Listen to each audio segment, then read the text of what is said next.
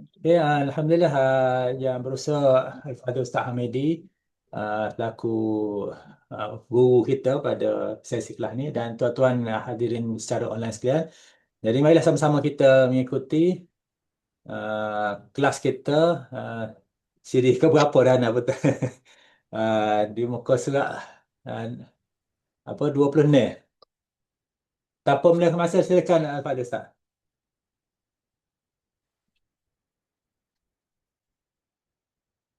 Ya, Laki-laki Ustaz. Bismillahirrahmanirrahim.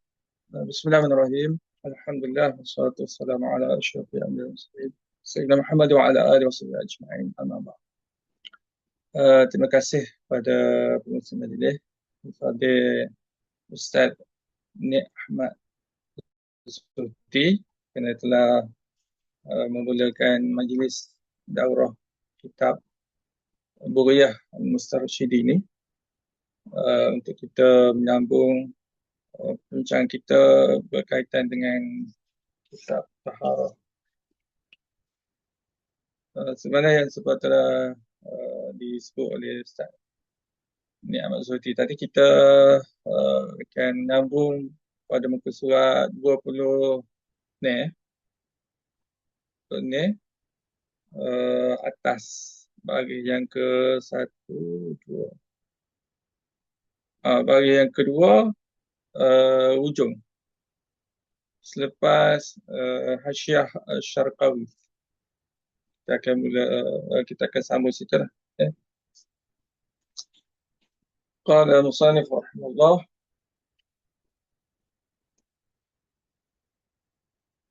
walau lam tazulil ainu illa bisitti ghasalat masalan usibat marratan al-mu'tamad lakin yakfi at-tadrib fi ahadiha qabla izalat al-ain. Intaha Hasyiah Syarqawi.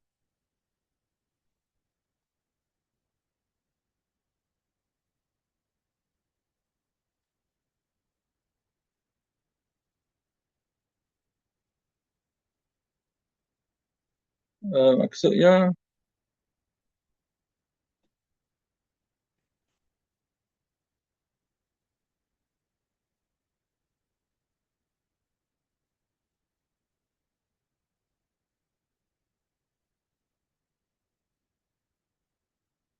walau lam tazulil ain, maksudnya kalau sekiranya najis, yakni najis, kita bincang berkaitan dengan najis mughalazah ataupun najis gigitan anjing yang telah kita bincang minggu lepas berkaitan dengan anjing pemburuan, anjing yang memburu kemudian telah menggigit binatang buruan. Adakah tempat yang digigit itu suci ataupun tidak? Kalau hukum anjing itu, kalau jilatan anjing itu memang jelas bahawa perlu kepada 7 kali basuhan, dan salah satu daripada basuhan itu mengandungi air tanah. Sebab sekarang ini anjing buruan, sebab anjing buruan ni dibenarkan dalam Islam kerana ada ayat Quran yang telah kita bincangkan sebelum ni. Allah Ta'ala membenarkan menggunakan anjing yang dilatih untuk buru, dan binatang yang ditangkap oleh anjing ini halal untuk dimakan. Jadi adakah tempat yang digigit oleh anjing itu juga tak perlu dibasuh? Di situ kita ada perbincangan minggu lepas ada beberapa pandangan dalam mazhab Syafi'i sendiri pun. Ada pandangan kata kena korek tempat yang digigit oleh anjing. Ada kata dimaafkan tempat gigitan taring tersebut. Ada kata suci. Itu yang kita bincang minggu lepas. Jadi minggu ni dia sebut kalau sekiranya dalam gigi apa tu gigitan anjing itu ada mengandungi najis dan najis air ini tidak hilang kecuali illa bisitti ghasalat, kecuali tujuh kali basuh baru hilang najis tersebut. Usibat marrah al-mu'tamad. Dia dikira sekali mengikut pendapat yang mu'tamad. Maknanya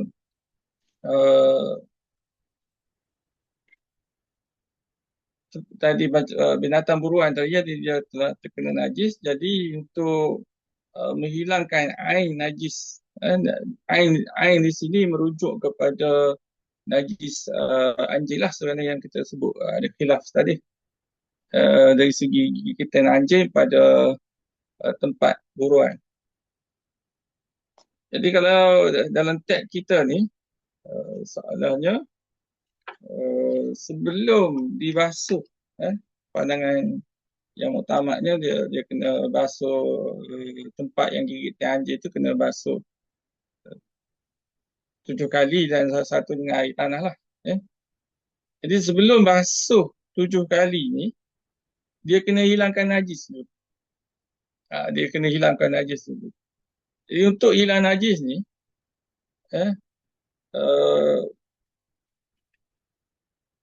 siapa naik kali basuh tapi naik kali basuh baru hilang. Itu dia kira baru husibat marrah. Dia kira sekali. Dalam proses untuk menghilangkan najis tu dia kira baru sekali. Selepas tu baru dimulakan proses tatrib, proses apa tu sertu lah. Maknanya basuhan pertama hingga ketujuh ini dikira sekali. Ini banyak disebut dalam kitab fiqh, izalatul ain muqaddama 'alal adat. Menghilangkan ain najis lebih diutamakan daripada hilangan. Maksudnya kalau 7 kali basuhan baru hilang ain najis, maka itu usibat marrah. Dikira hanya sekali. Alal mu'tamad, mengikut pendapat mu'tamad. Maknanya ada pandangan-pandangan lain lagi lah yang berbeza dengan pandangan mu'tamad. Tapi pandangan mu'tamad basuhan pertama hingga ketujuh hingga keenam ini kalau tidak hilang air dikira sekali. Maknanya kalau 1, 2, 3 kali basuh hilang air, 3 tu dikira sekali. Lakin yakfi tadrib fi ihdaha qabla izatil ain. Maknanya dalam proses menghilangkan najis ain tadi memadai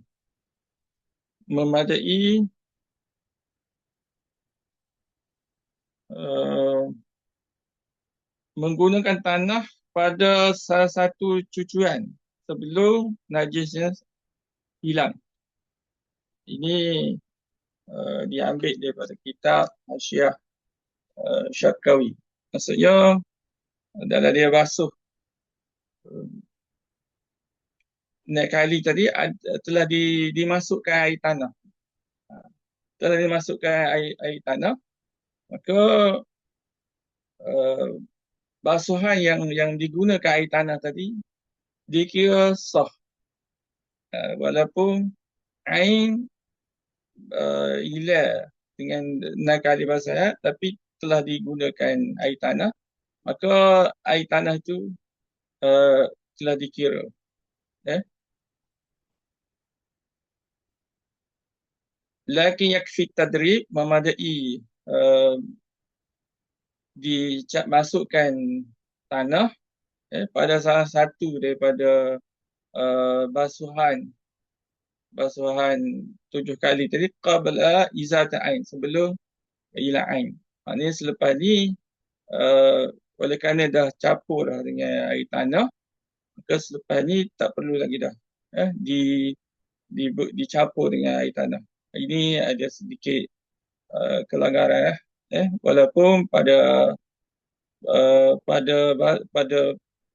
pendapat yang pertama ini, 6 kali basuhan kalau bau hilang najis bika sekali. Tapi dalam 6 kali itu dah ada bercampur dengan air tanah, itu diambil kira. Maknanya selepas ni dalam proses seretu tu tidak perlu lagi dah nak tadrib, nak campur dengan air tanah sebab dah memadai. Tadrib, campur air tanah yang pertama tersebut. Kemudian teks seterusnya.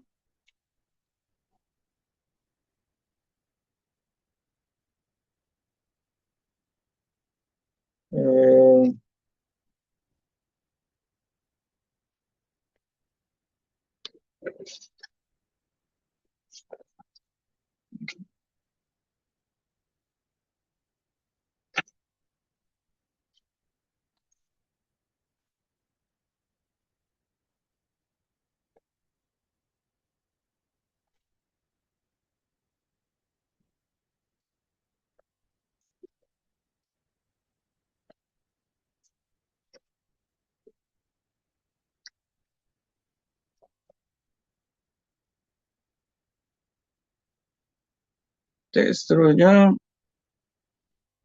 walau jama'a ghasalatul qalb, walau jama'a ghasalatul qalb fi ina'in wa qad tarraba fi ihdaha fala budda min ghaslihi sab'an ma'a tadribi li'annaha sarat najasah mustaqillah, sarat najasatan mustaqillah. Qalahu ibnu Abi Syarif wa tabi'ahu Ali Syabra Mulisi wa Hifni wa qala Simmin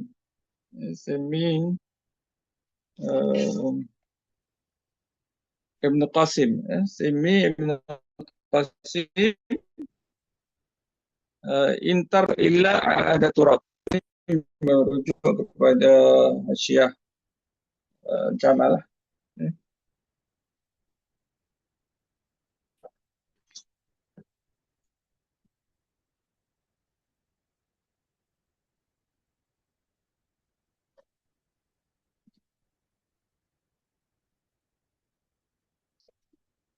Okey, kiranya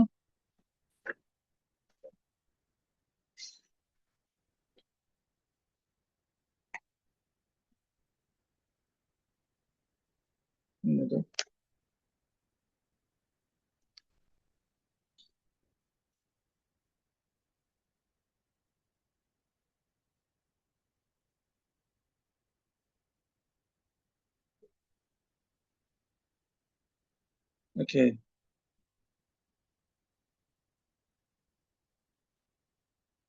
Walau jama'a ghasalatul qalb, sekiranya dihimpunkan, dicampurkan ghasalatul qalb, cucian bekas anjing, si ina'in, dalam satu bekas, wa qad tarraba ihdaha, dan bekas tersebut telah campur dengan air tanah pada salah satu basuhan tersebut, fala budda min ghasli sab'a ma'tadrik, maka tetap wajib mencuci 7 kali dengan tanah, ya. Di annaha sarat najasah mustaqillah, kerana ia telah menjadi najis yang mustaqillah, yang berasingan ataupun yang tersendiri. Qala Ibn Abi Syarif, dapat ini disebut oleh Ibn Abi Syarif, kemudian diikuti oleh Ali Syabrul Malasi dan juga Al-Hifni. Waqala Ibn Qasim, Ibn Qasim ada pandangan tambahan di sini. Intarabal ula, jika tanah digunakan pada cucian pertama, kafa, memadai. Wa illa a'adat turab, kalau tidak digunakan pada cucian yang pertama, maka perlu diulang. Intah, selesai keterangan daripada camat. Maksudnya, kalau air basuhan najis dikumpulkan, air basuhan najis dikumpulkan dalam satu bekas dan juga telah dicampurkan salah satu pada air tanah, maka dikira tak memadai. Tak memadai. Sebab air bekas basuhan najis tersebut, dia telah menjadi najis yang berasingan, najis yang tersendiri. Maknanya, kena cuci pula dengan sab'an ma'at tadrik, kena proses sertu yang lain. Kerana bekas cucian najis anjing tadi telah menjadi najasah mustaqillah, najis yang berasingan. Jadi pandangan ini disebut tadilah oleh beberapa ulama.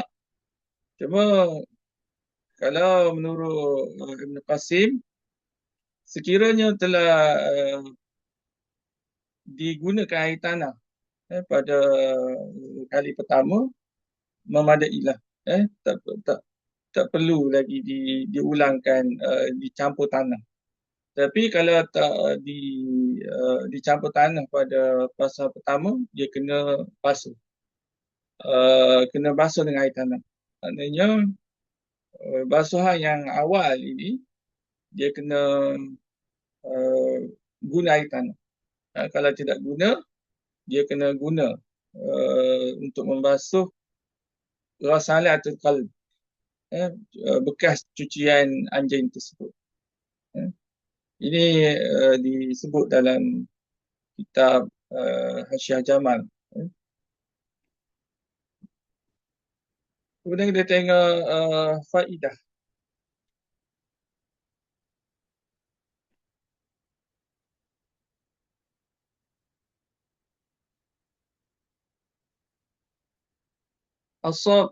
Asabahu syai'un minal ardi turabiyah qabla tamami ghasliha lam yajid tadribuhu qiyasan ala ma asabahu min ghairil ardi ba'da tadribihi.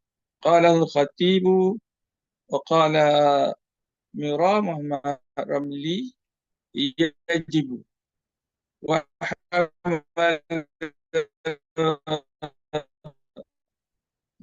ibada man tadi turabi al-mutatayyir amma ma laqahu min nahwi thawbi fayajibu tadribuhu. Intaha Kurdiyun. Maksudnya, jika sesuatu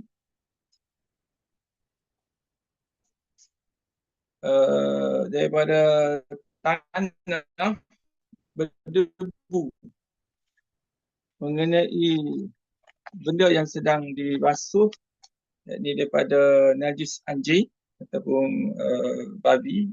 Ini perbincangan berkaitan dengan najis mughallazah.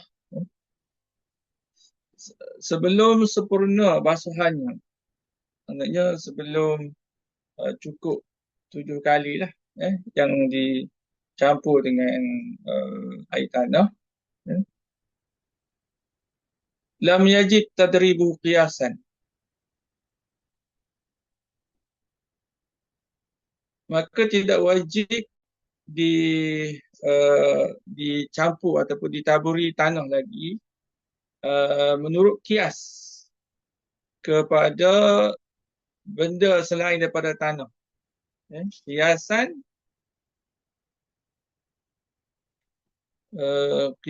ala ma asabahu min al-ardi.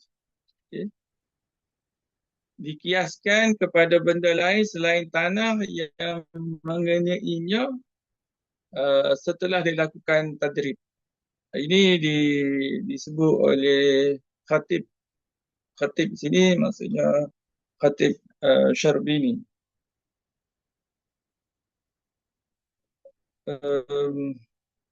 Ini pandangan khatib Syarbini, kata tidak wajib.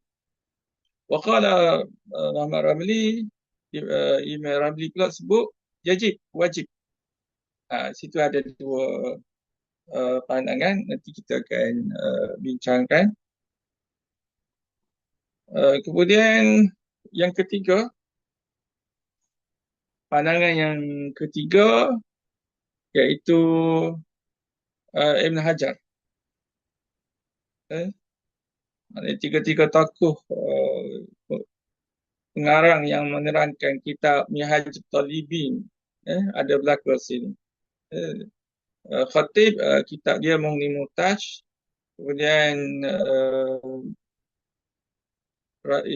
Ramli kitab dia Nihayatul Muhtaj, dan Ibn Hajar kitab dia Tuhfatul Muhtaj. Ada pandangan tiga-tiga tokoh ini ada pandangan di sini. Ibn Hajar menafsirkan pendapat yang mewajibkan itu pada keadaan tanah yang mengenai adalah tanah itu sendiri. Ibn Hajar berpandangan adan wujub, tidak wajib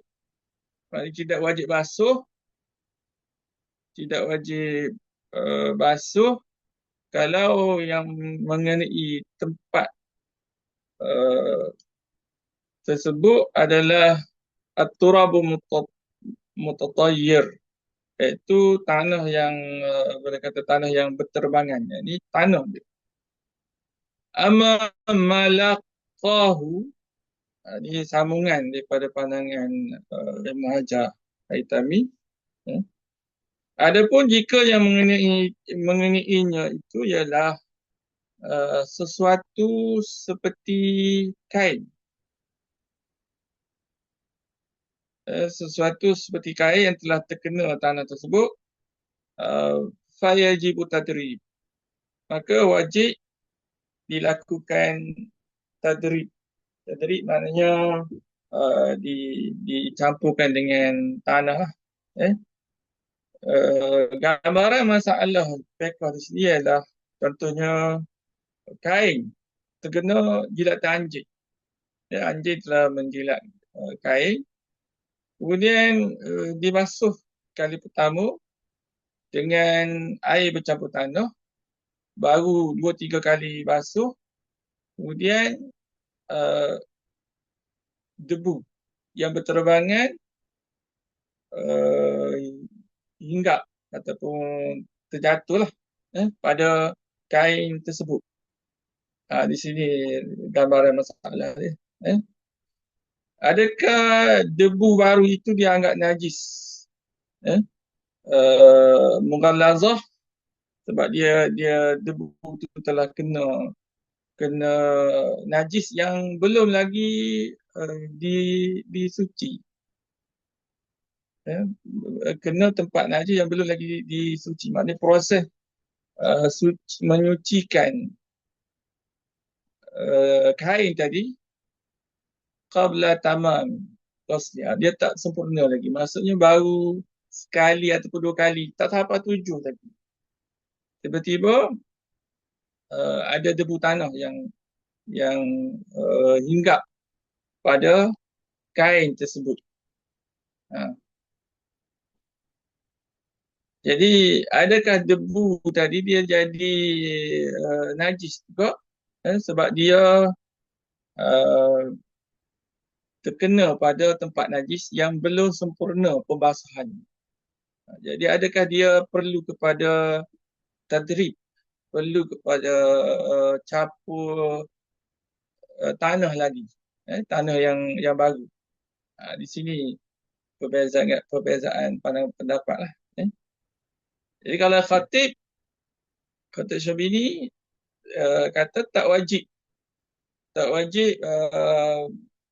capur lagi dengan air tanah, sebab tanah itu adalah bahan penyuci.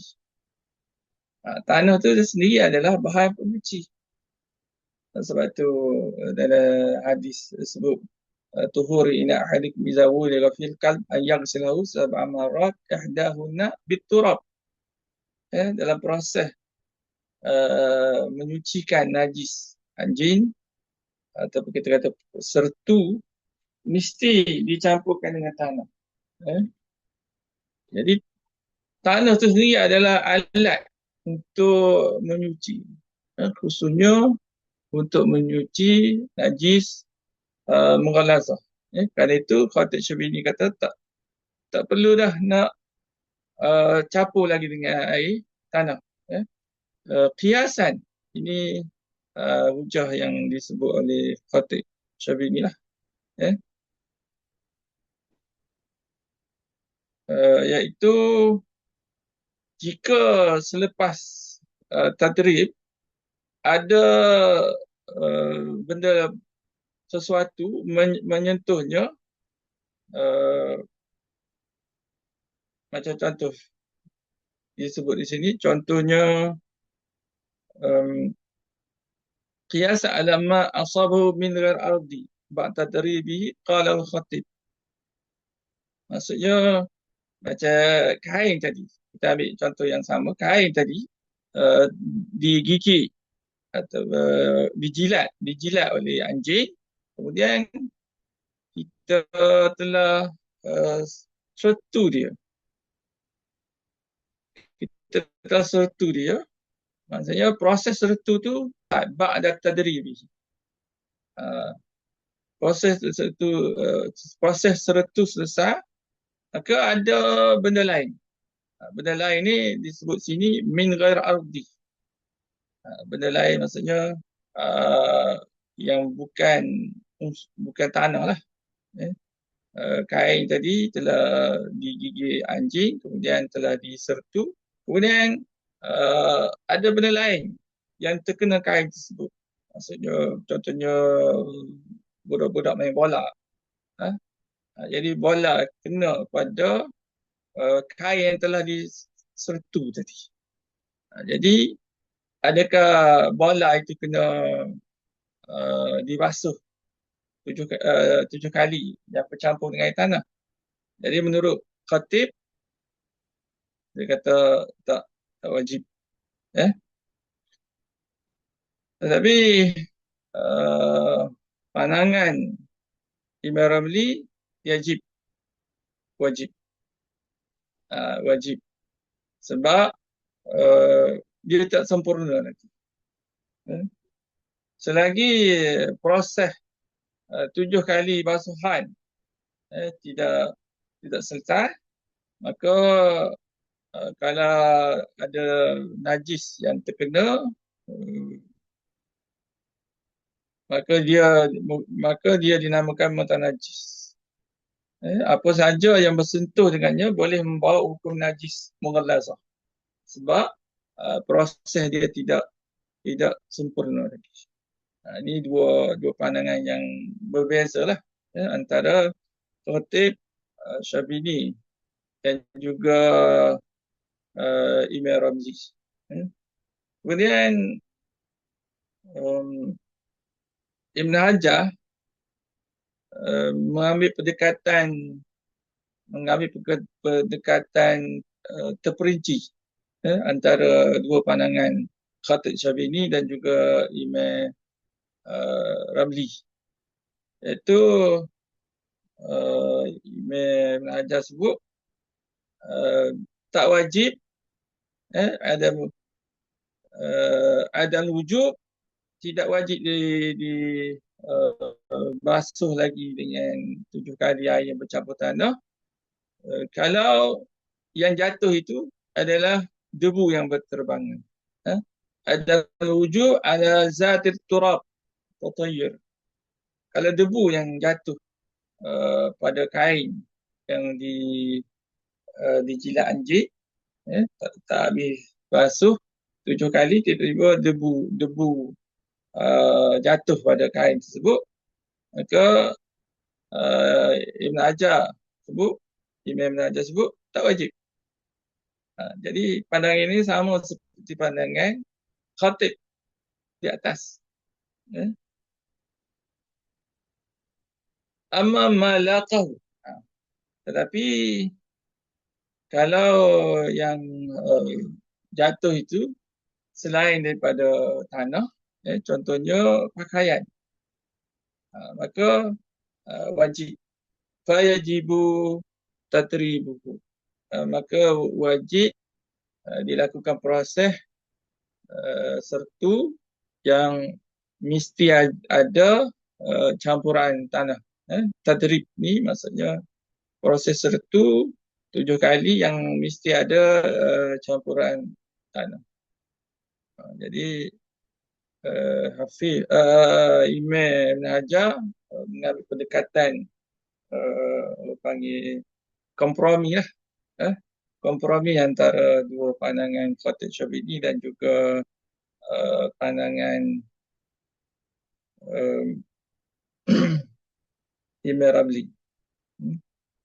Jadi perbincangan ini ada dalam kitab Qurdi lah, Sulaiman Qurdi. Okay. Yang masalah, kalau ada dalam kitab dia sebut masalah kaf. Kemudian kita pergi lagi teks yang seterusnya, masalah.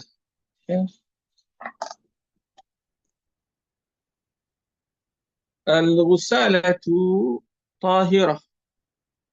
Al-wusalatu tahirah, tahiratun idza lam tataghayyar faqad tahura al-mahal wa illa fahiya najisatun ma'al mahal li'anna al-balal al-munfasil li'anna al-balal munfasila ba'du ma baqiya bil mahal ولا تبعد الماء قليل طهارة ونجاسة كذا قالوه. لكن قال البجيرمي على الإقناع قوله لأن المنفصل إله هذا التعليل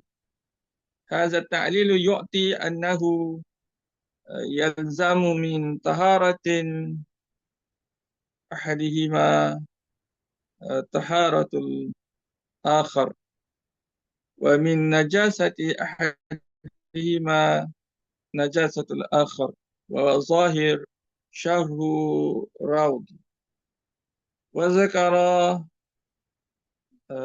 قفلم إلى قليوبي ما حاصله أنه لا يلزم من نجاسة الغسالة نجاسة المحل ولعل الأول مفروض فيما إذا كان الغسل في نحو إجانة والثاني فيما إذا كان للصب والمغسول بين يديه. Intaha Syekhuna. Maksudnya,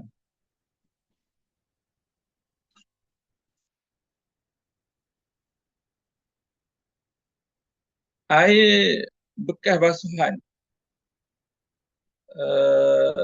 adalah suci apabila tidak berubah.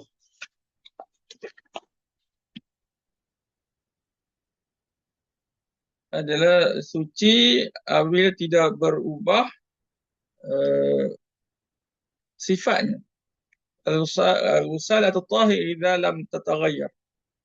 Tidak berubah, tataghayyar di sini maksudnya berubah sifat yang biasa, itu bau, warna dan juga rasa.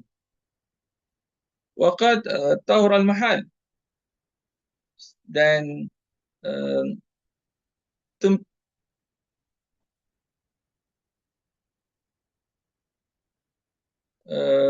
air bekas basah adalah suci apabila tidak berubah sifatnya dan tempat yang dibasuh telah menjadi suci. Qad tahur al-mahal, maksudnya tempat yang dibasuh telah menjadi suci. Wa illa, maksudnya jika tempat yang dibasuh tersebut belum suci,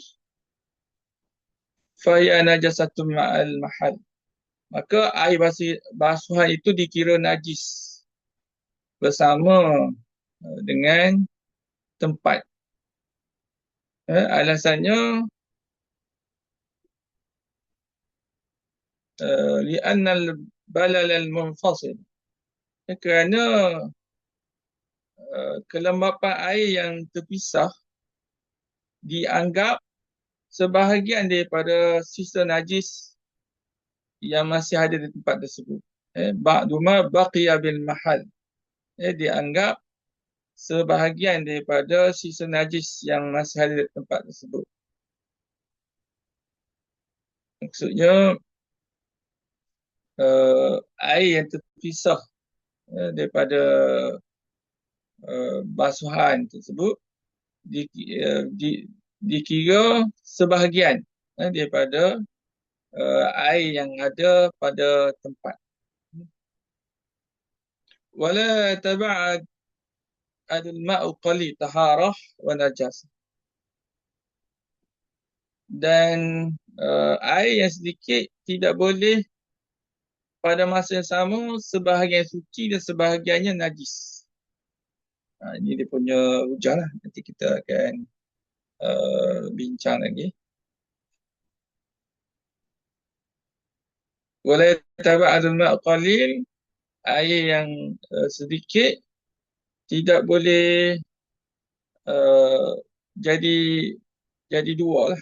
Jadi satu taharah, sebahagian taharah, dan sebahagian lagi jadi najis.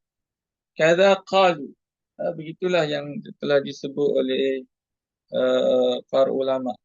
Qalu, mereka kata, maknanya merujuk kepada ulama yang memberikan pandangan tersebut. Lakin tetapi ataupun namun qal Bujairimi, ini pandangan Imam Bujairimi, dia sebut apa? Bujairimi mensyarahkan kitab Iqna'. Iqna' kitab yang menerangkan matan Habis Sudah. Qaluhu li'anna al-fasila ilah, dalam Imam Bujairimi dalam penjelasannya ke atas kitab Iqna' berkata, ucapan kerana air terpisah itu sebahagian dari air yang masih tinggal pada tempat tersebut, disebut tadi li'anna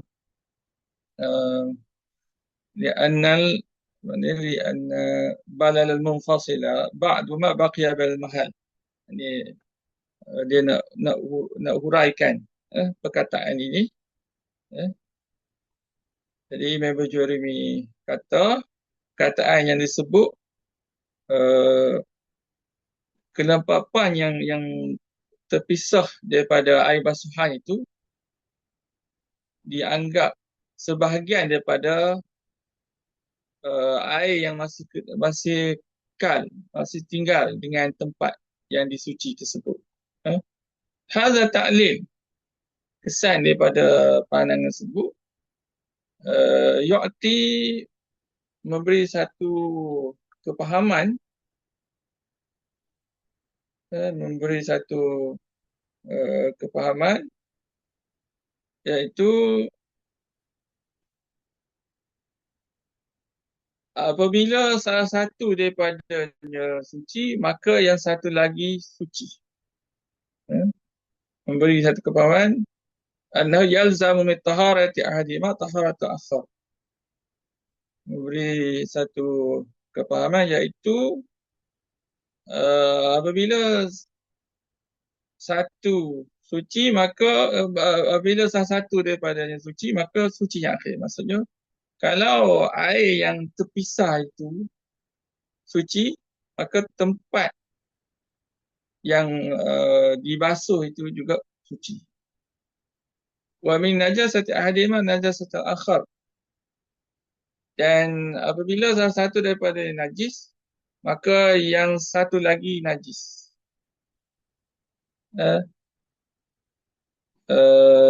Wa huwa zahirus syarr. Ini adalah kesimpulan daripada syarah Raut, iaitu kitab ringkasan kepada Raut Talibin, Raut Talib.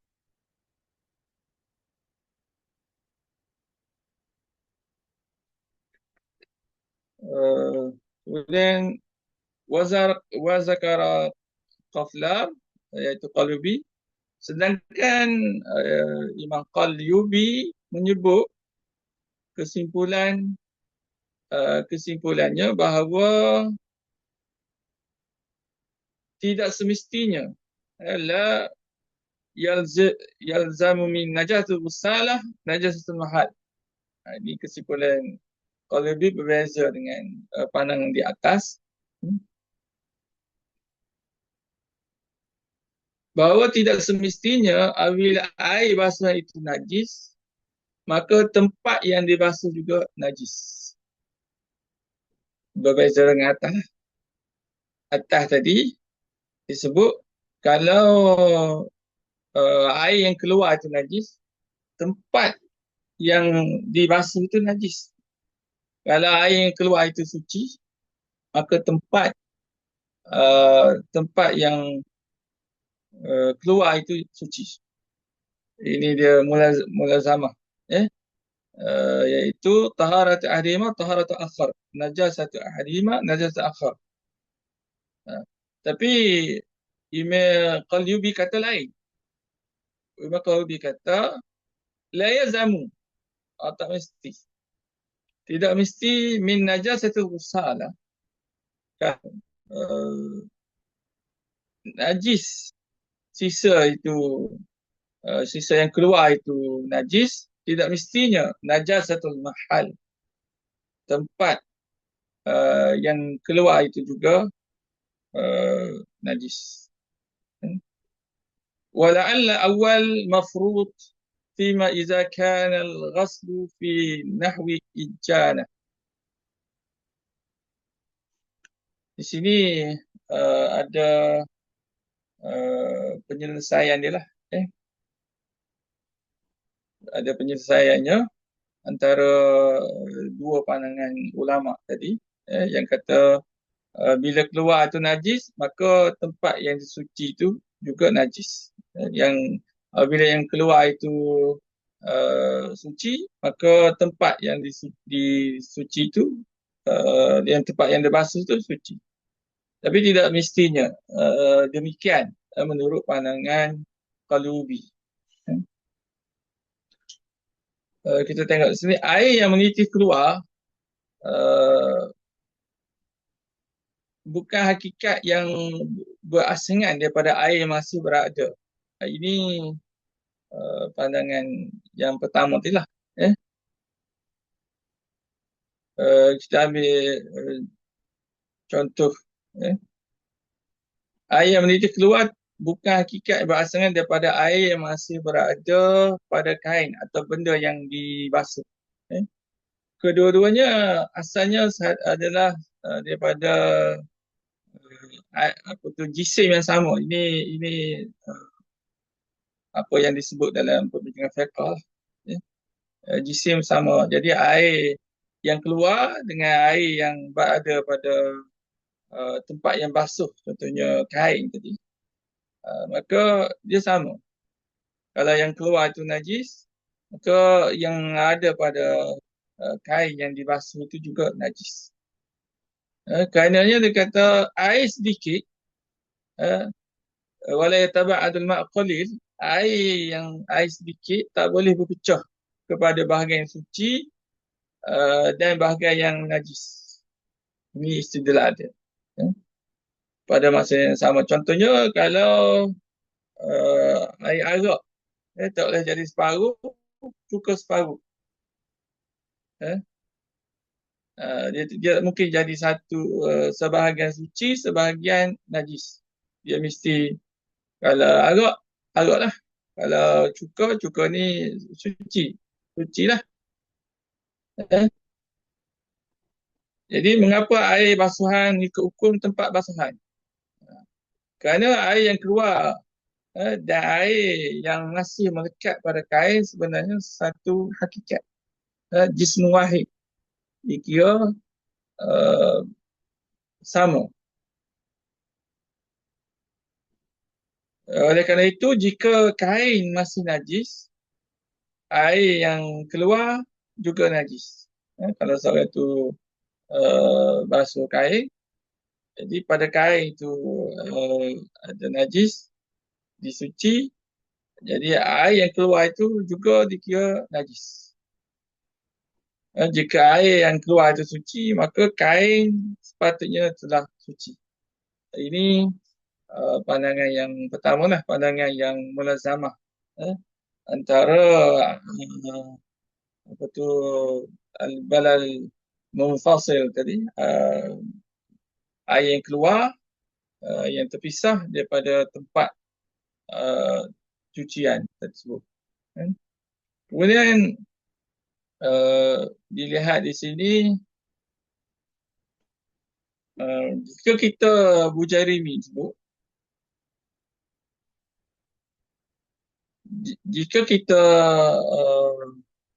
menerima alasan ataupun taklil tersebut secara mutlak, maka kita akan berpegang dengan kaedah taharatu ahadihima talzimu taharatu akhar.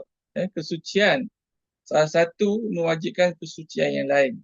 Kenajisan salah satu mewajibkan kenajisan yang lain. Cuma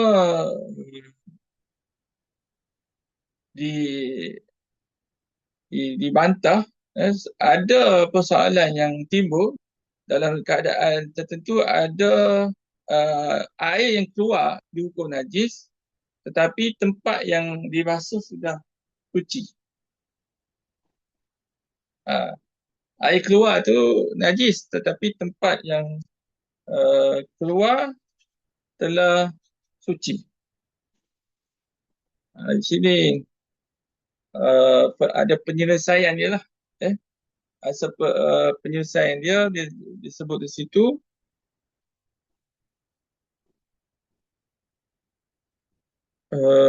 Wala'alla awal. Di sini ada penyelesaian dia. Penyelesaian yang sebenarnya menggabungkan antara dua pandangan, mengharmonikan ataupun menyelaraskan antara dua pandangan. Pandangan yang pertama yang kata mulazamah tadi, yang kata apabila bila yang keluar tu najis, maka tempat yang suci tu najis, merujuk kepada fima iza kan ghaslu fi nahwi ijana. iaitu basuhan dalam bekas, seperti basuhan dalam baldi, dalam bensin, dalam tempayan, eh, dan kain itu pula direndam. Jadi air dan kain berada dalam satu tempat yang sama. Dalam keadaan ini hubungan air dengan kain sangat kuat. Maka jika air itu najis, maka kain itu adalah najis. Jika air itu bersih, maka kain itu juga bersih. Itu disebut yalzam min taharati ahadihima taharati akhar. Antara air yang keluar dengan mahal, tempat yang dibasuh. Ini al-awwal, jadi pandangan yang pertama yang menyebut mulazamah. Wasani, pandangan yang kedua, maknanya dua-dua pandangan ini boleh diterima, tetapi dalam dua keadaan yang berbeza.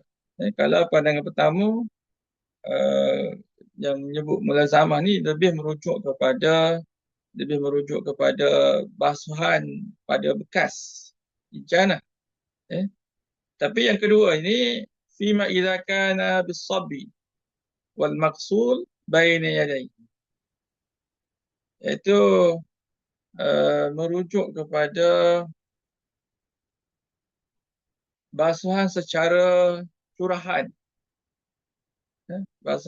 basuhan secara curahan, wal maqsul baina yadayhi, dan apa yang basuh tu di depannya. Intah Syaifuna, guru kami.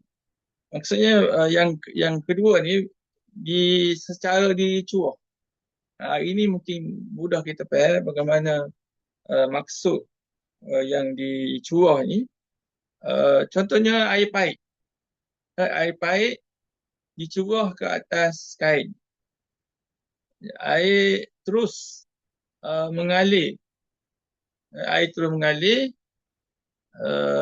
ini boleh membawa baki najis takhir, sedangkan tempat yang dibasuh telah suci. Okey. Oleh kerana itu air kedua najis, tetapi kain itu telah suci. Maknanya basuh secara curahan, basuh menggunakan air paip. Kita basuh kain yang terkena najis menggunakan air paip. Air paip itu dicurahkan.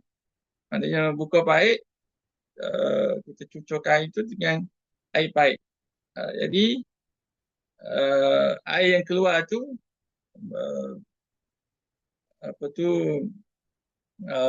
mungkin ada najis, tetapi kain, tempat yang dibasuh kain itu telah suci. Tapi akhir sekali maksudnya dia jadi suci lah apabila sebab dia tidak mulazamah.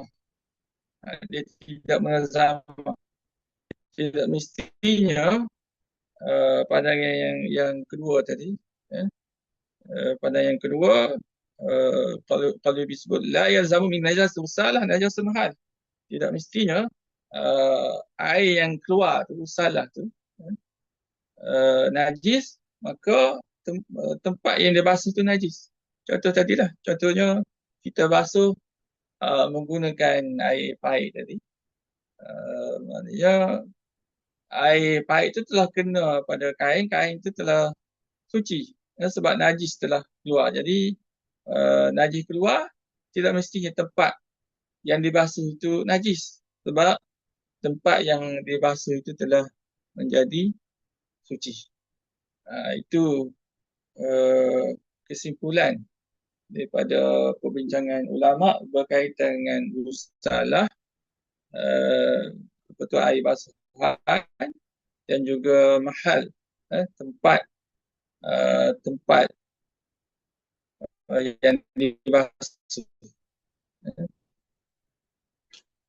Kemudian kita uh, Ustaz, lagi berkaitan dengan al-ijtihad. Ya. dia nak ada kaitan dengan mesin basuh ke tu? Mesin basuh moden. Ha, ha, ada kaitan lah. Eh? Ada kaitan. Eh? Sebab teknologi teknologi sekarang ni dia memang apa tu uh, menggunakan air curahan. Sebab tu dalam basuh tu kan dia ada 3 peringkat kan. Peringkat dia ada basuhan, uh, kita panggil wash, rinse. Uh, ha, Basuhan, lepas basuhan tu bilasan. Lepas bilasan baru dia kering kan. Ha. Uh, jadi situ dalam basuhan mesin ni kena memang ada aplikasi. Aplikasi maksudnya uh, sop curahan itu. Itu air itu telah dibilas. Dan sebenarnya kalau basuh mesin basuh ni kaedah dia kita tak boleh campur dengan najis lah. Kita kena suci dulu. Kain yang nak basuh tu daripada najis-najis. Maksudnya najis yang apa tu yang memang nampak kelihatan lah. Jadi bila proses yang pertama basuhan tu uh, dia menyucikan. Kalau ada najis-najis yang dia tak tak kelihatan lah. Kalau najis yang ain ni memang kita kena kena buai dulu lagi lah, kena buai. Kena kena asingkan baru masuk. Maksudnya kalau ada najis-najis yang sedikit yang tak kelihatan, dia melalui proses mesin tu dia menyucikan apa tu kain tersebut. Kemudian dia dibilas. Dia dibilas. Bilas tu berkait dengan bisop, proses panggil curahan, dipanggil rinse. Maksudnya di situ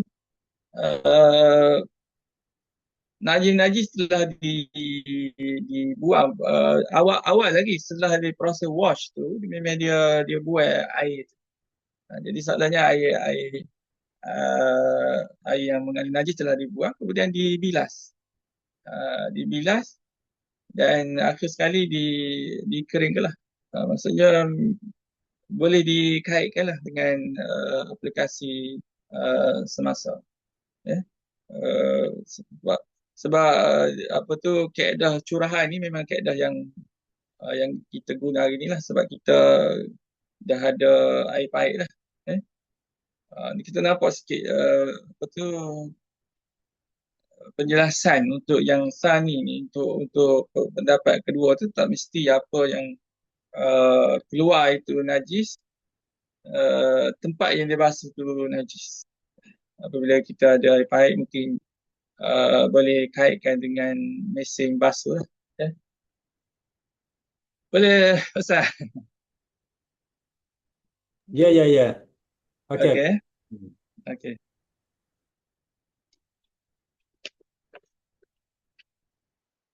Okey, kita masuk kepada tajuk baru ni.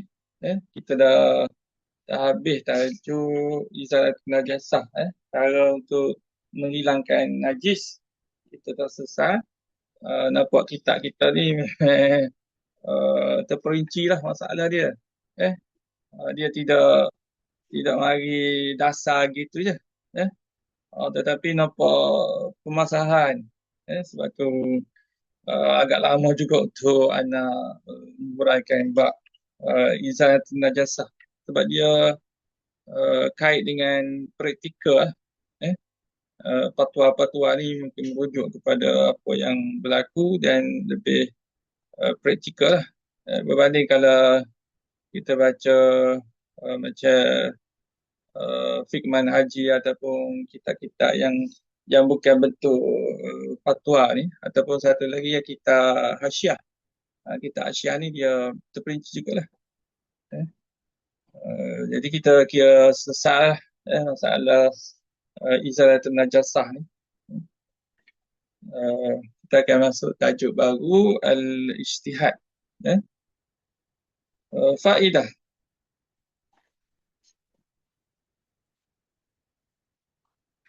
Kita tengok sikit faedah.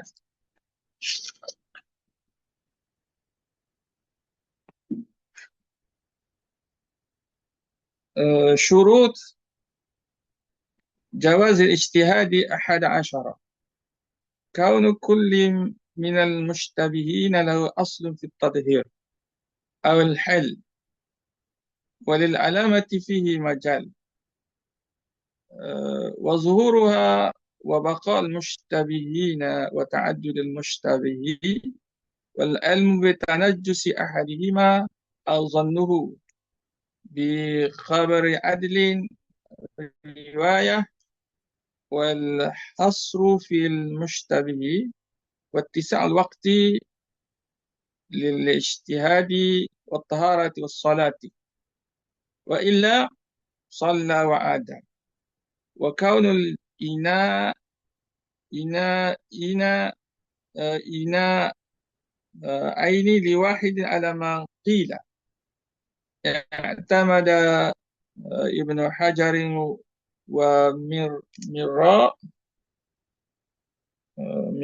يعني محمد رملي ataupun Imam Ramli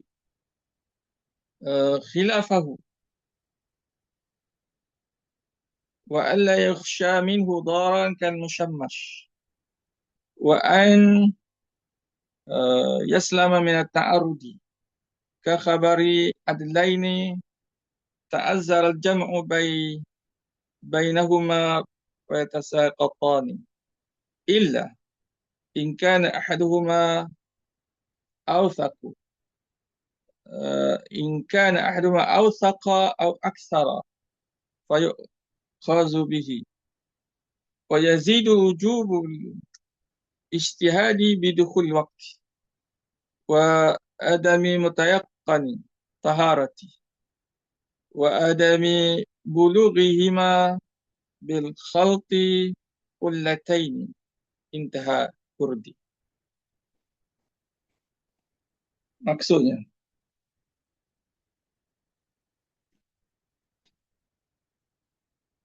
syarat-syarat bolehnya berijtihad ada 11. Ijtihad sini bukan maksud ijtihad untuk keluar hukum. Bukan ijtihad untuk keluar hukum, kena faham Quran, untuk faham hadis, bukan. Ijtihad sini ialah ijtihad untuk memilih antara dua bekas yang mengelirukan. Mana satu najis, mana satu tidak najis. Dia ada 11 syarat di sini. Okay. Yang pertama,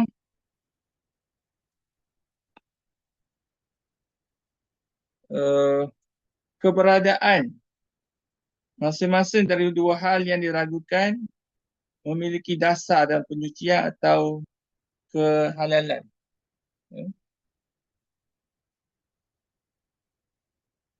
Maknanya kaunu kullu min al-mushtabih lahu aslu fi at-tadhhir aw hal. Ini syarat pertama. Soalannya ada dua baldi air. Satu asalnya air mutlak. Satu lagi panggil ada kemungkinan terkena najis. Maknanya situ dah ada istibah lah, dah mengelirukan.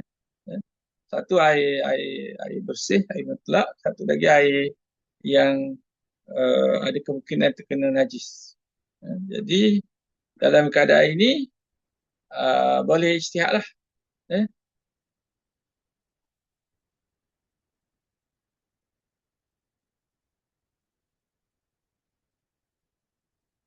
Ini dia panggil dua dua keadaan, dua bekas tadi. Uh, dia dia ada asal, yang ada asal hukum yang menggirukan lah. Maksudnya di situ ada air mutlak dan ada kemungkinan air yang terkena najis. Itu syarat pertama lah. Syarat kedua, uh, walil alamah fihi majal.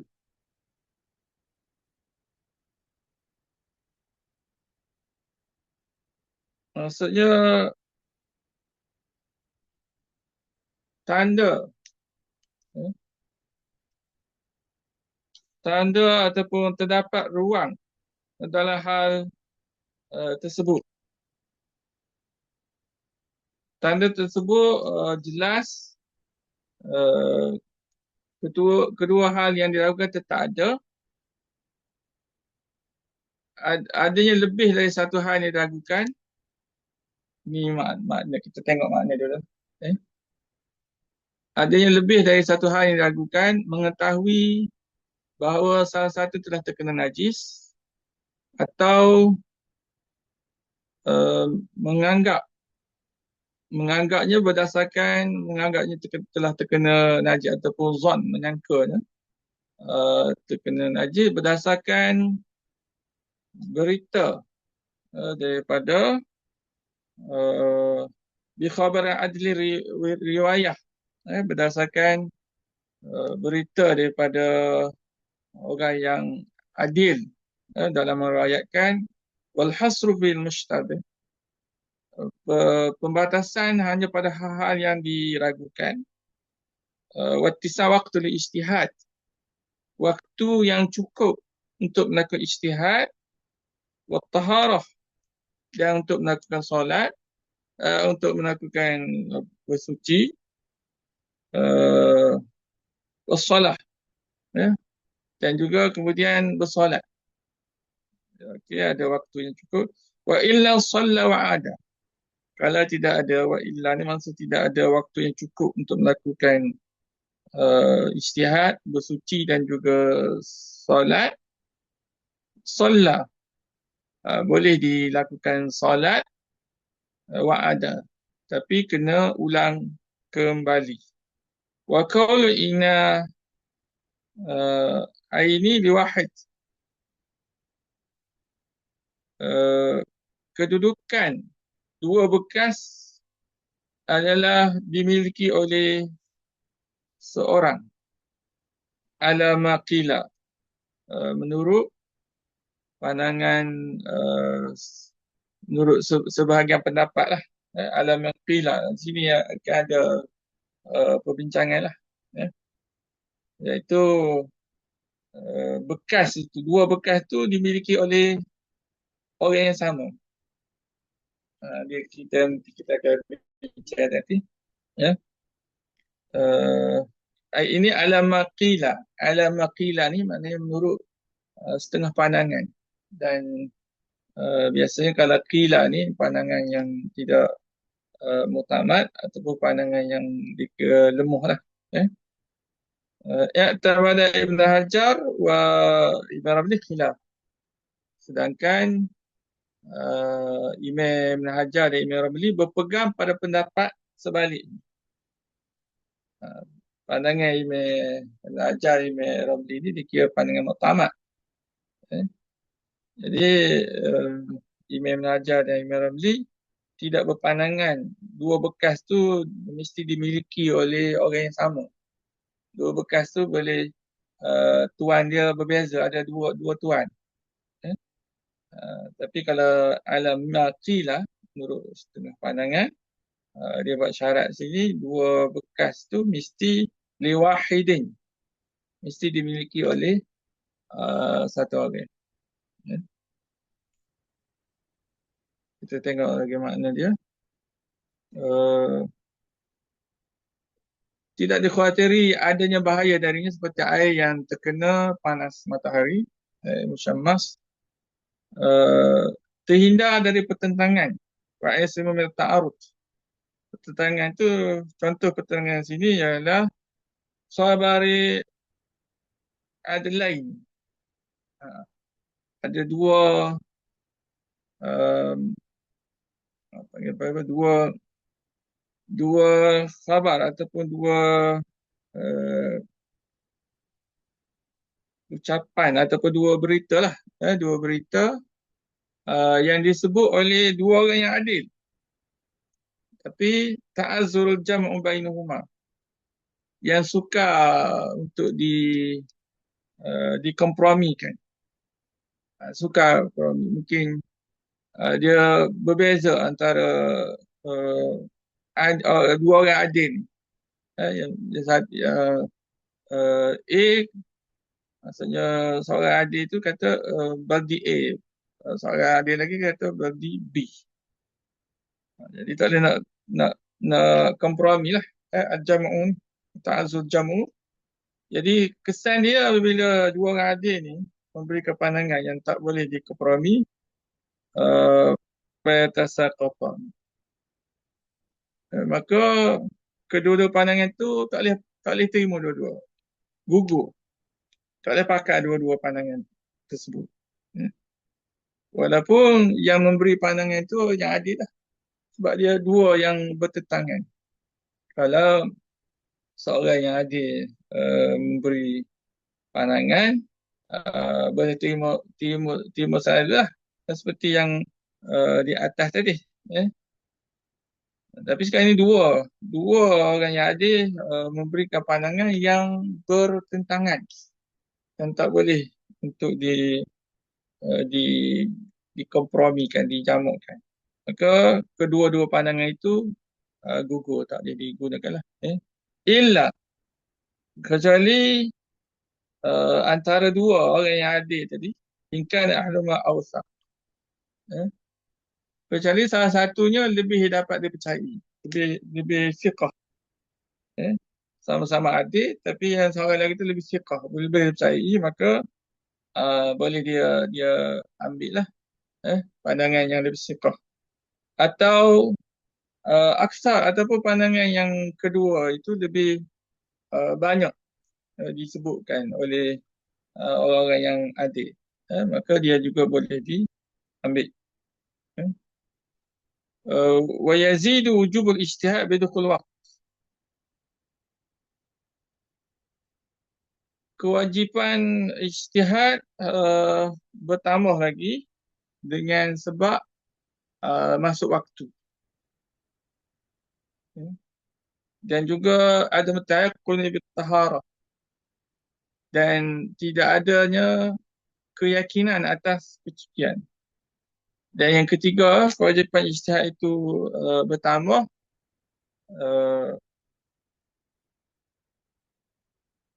adamu bulughi ma. Maksudnya apabila dicampurkan bekas A dengan bekas B. Bekas A itu ai mutlak, bekas B itu ada kemungkinan haji. Campur dua tu tidak sampai, serta tidak tercapainya dua air tersebut jika dicampur keduanya had dua qala. Okey, pandangan ini dalam Imam Qurtubi lah. Maksudnya kalau dua bekas tadi, kalau dicampur sampai had dua qala, yang telah dibincangkan sebelum ni, maka boleh dibuat wuduk lah. Iza apa tu, balagh al-ma'u qullatain lam yahmil khabas. Apabila air tersampah had dua qala, dia tidak lagi mengandungi najis. Ini ada 11 syarat. Okey, syarat-syarat kita tak sebut lagi tadi, tak urat. Alamah ada tanda disebut walil alamah fihi majal. Contoh tanda di situ ialah ada tanda dari segi warna, bau ataupun keterangan orang yang dia percayai. Kemudian uh,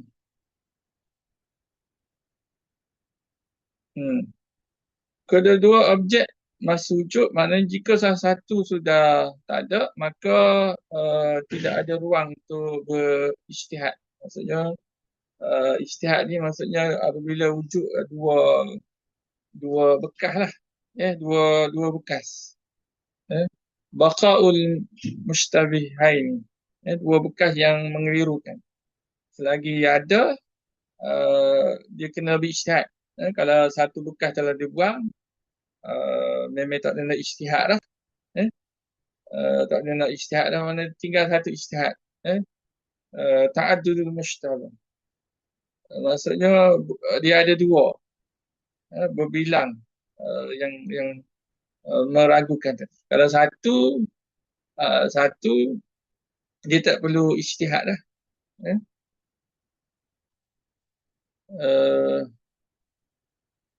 Itu syarat yang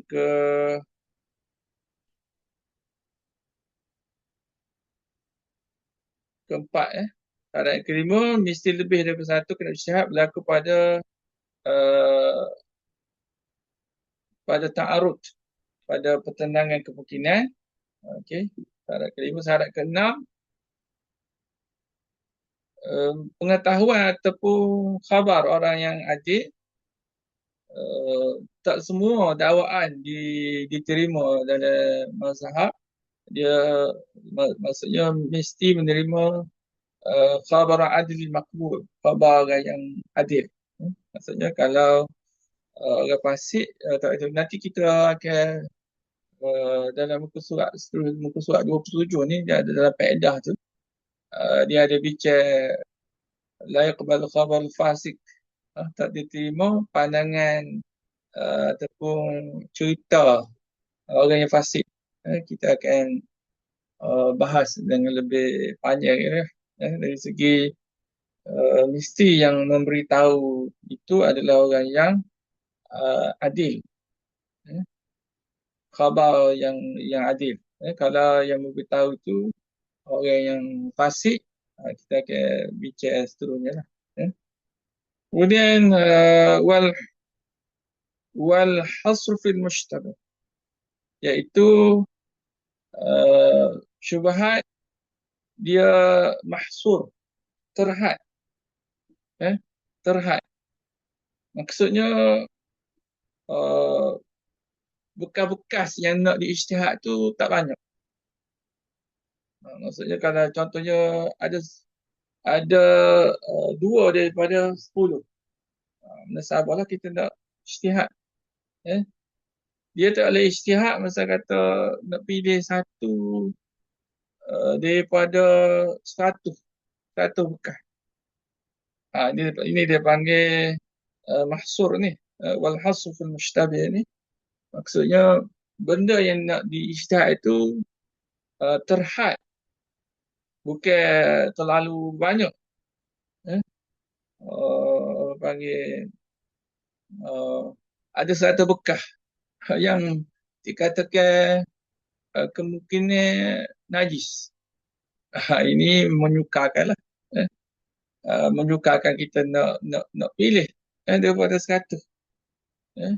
Maknanya kalau misal kata ada 10 bekas, daripada 10 tu ada 2 yang kita ada rasa kemungkinan najis.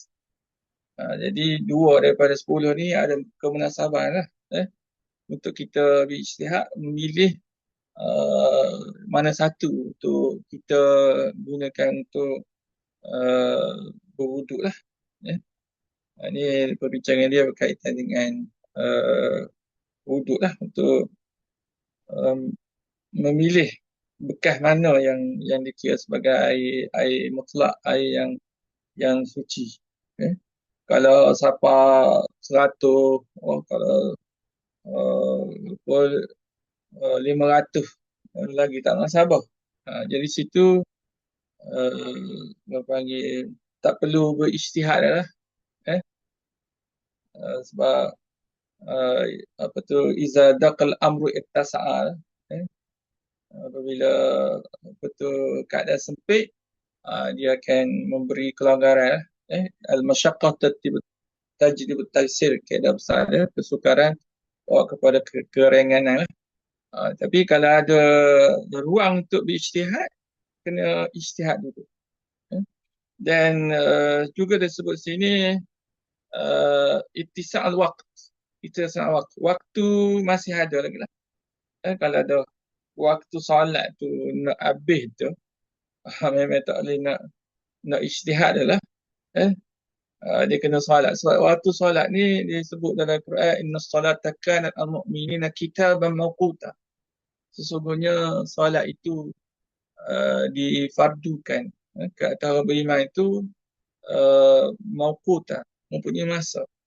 Sebab itu di Rasulullah SAW diajar oleh Jibril alaihissalam waktu-waktu solat, mana waktu permulaan, mana waktu akhir. Jadi apabila kita telah masuk waktu, maka wajib untuk kita solat. Jadi untuk solat mesti wudu. Tidak sah apa tu, kalau solat itu tanpa wudu. Inna Allah la yaqbalu salatan man ahdatha hatta yatawadda'a. Allah tak ada menerima solat orang yang berhadas. Orang yang berhadas ni contohnya tak ada air sembahyang lah, sebab keluar angin contohnya. Hatta yatawadda'a, sehingga dia ambil wudu. Jadi kita dalam proses nak ambil wudu tu, kita kena guna air. Jadi bekas tu menghidupkan. Dan waktu untuk solat tu ittisal ada masa. Kalau apa panggil, nak ijtihad, nak taharah, nak solat tu tak ada. Maka bila keadaan sedemikian, pengarah kita menyarankan wa illa, masa kalau waktu solat tu dah tak ada sempit ataupun dekat sangat nak habis waktu, solat semaya dulu. Lepas tu adalah dia kena ulang kembali, sebab solat yang dia lakukan tu tidak mencukupi syarat bersuci lah. Seperti mana yang disebut tadi, Allah tak menerima solat orang yang berhadas seperti keluar angin sehingga dia ambil air sembahyang. Jadi syarat yang keberapa itu syarat masa yang tercukupi. Kemudian seterusnya syarat ni perbincangan panjang juga ni. Kauna ina ini diwahid ala maqilah. Kita akan bincang seterusnya lah untuk syarat bekas air, dua bekas air yang kita nak ijtihad tu dimiliki oleh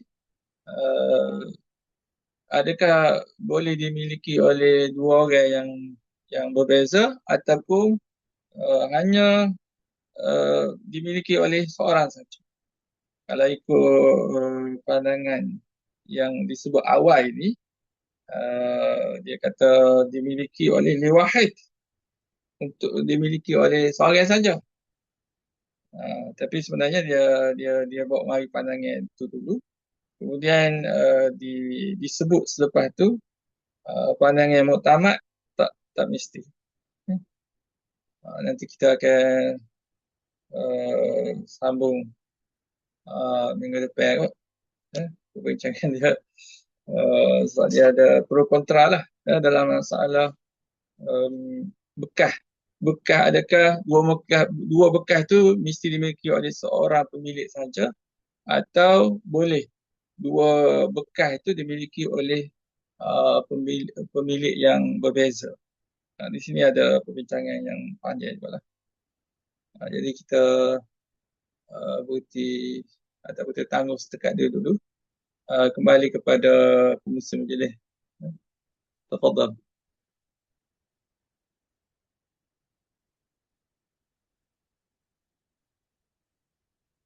Ya Ustaz, okay, Alhamdulillah. Terima kasih Ustaz atas penerangan untuk hari ini.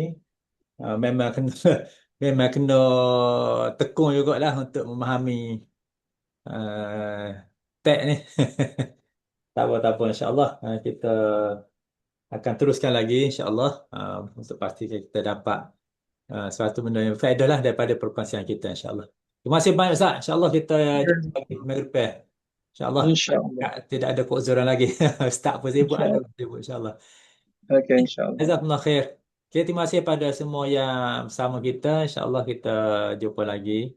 Minggu depan waktu yang sama lah. Mungkin dengan cara go online lah. Atas beberapa sebab kekenyangan insyaAllah. Apa-apa kita akan maklum kemudian. Terima kasih sekali lagi pada Ustaz dan kita tangguh dulu dengan sama-sama baca tasbih kafarah surah Al-Asri. Subhanakallahumma wa bihamdika asyhadu an la ilaha illa anta wal 'asri innal insana lafi khusr. Wabillahi taufiq wal hidayah. Assalamualaikum warahmatullahi taala wabarakatuh.